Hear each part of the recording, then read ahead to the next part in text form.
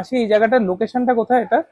এটা একদম মন্দিরের 1 নম্বর গেট। হ্যাঁ, তার 6-7টা দোকান আগে আগে বড় করে লেখা আছে, নিচে নেমে দেখো।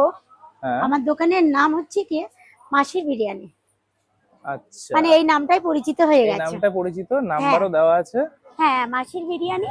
আর একটু পিছনে সরে গেলে দেখতে পাবে একদম মন্দিরের তলে। মন্দিরের একদম চূড়াও দেখা যাচ্ছে, হ্যাঁ এত হ্যাঁ। সুন্দর ভিউও পাবে এই দোকানে এলে, দেখে না বন্ধুরা। তো এইরকম টেস্টি ভেজ বিরিয়ানি খেতে গেলে একটাই লোকেশন হলো মাসির বিরিয়ানি।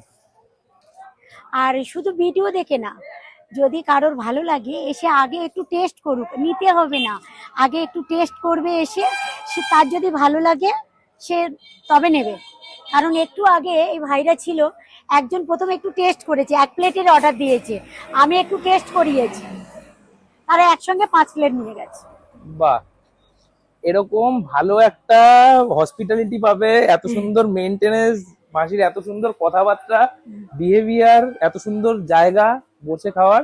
তো এরকম টেস্টি খাবার খেতে গেলে অবশ্যই মাসি বিরিয়ানির কাছে চলে আসতে হবে মায়াপুরের এখানে।